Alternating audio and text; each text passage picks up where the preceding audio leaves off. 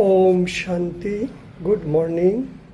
আজ 10/7/2024 মধুবন শান্তিবন থেকে বাপ দাদা বলছে, মিষ্টি বাচ্চারা, এখন তোমাদের শতপ্রধান হয়ে ঘরে যেতে হবে, পরমধাম। এই জন্য নিজেকে আত্মা ভেবে এক পরমাত্মাকে নিরন্তর স্মরণ করো। এই অভ্যাস যত করবে তত আত্মা শতপ্রধান হবে, কারণ আত্মা তমপ্রধান হয়ে গেছে। সেই জন্য বারবার এই উন্নতির খেয়াল রাখো, আমি কত তাড়াতাড়ি শতপ্রধান হতে পারি। তার আধার হলো জ্ঞান আর যোগ। যত যত জ্ঞানের গভীরে যাব, যোগের গভীরে যাব, আত্মা ততই শতপ্রধান হতে থাকবে।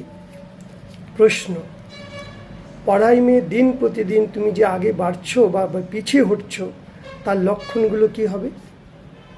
বাবা বলছে, পড়াইতে যদি তুমি আগে বাড়ো তাহলে তোমার মন বুদ্ধি হালকা হবে, হালকাপনের অনুভব হবে। বুদ্ধিতে থাকবে এই পুরানো শরীর, ছিছি শরীর, ছিছি দুনিয়া, এটাকে আমাকে ত্যাগ করে আমাকে আমার আসল ঘর পরমধামে যেতে হবে। বুদ্ধির মধ্যে দেবী গুণগুলো ধারণ করতে যেতে হবে আমাকে। আর যদি পিছনের দিকে আসি তাহলে আমার উন্নতি হবে না। আমার চাল চলনের মধ্যে আসুরি দৃষ্টি বৃত্তিগুলো দেখা দেবে। চলতে ফিরতে বাবাকে ইয়াদ করতে পারবো না। সে ফুল হয়ে কাউকে সুখও দেবে না।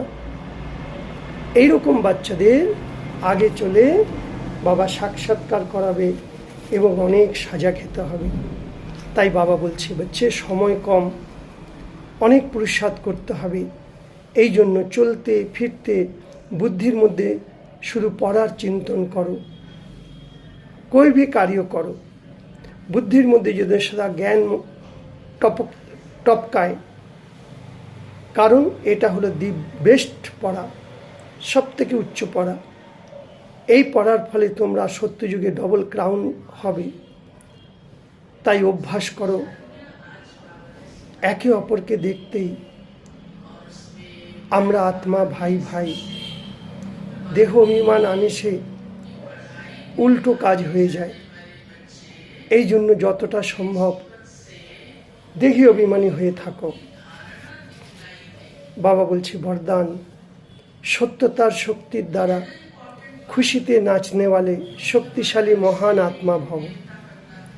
বলা হয় সত্য বিঠো নাচ, মানে সত্য ব্যক্তি তার মন বুদ্ধির মধ্যে সদা জ্ঞান থাকার ফলে তার মন আনন্দে নাচতে থাকে।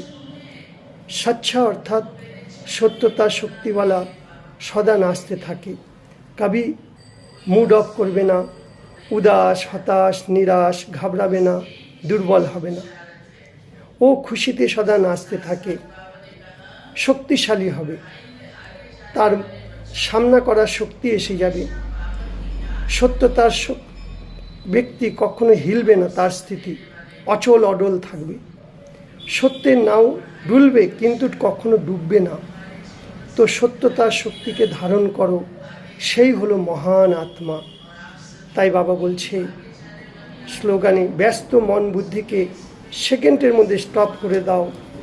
তাহলে সর্বশ্রেষ্ঠ অভ্যাস হলো এটাই। এই অভ্যাস করতে যদি বারবার করো তাহলে দেখো ভান চলে যাবে।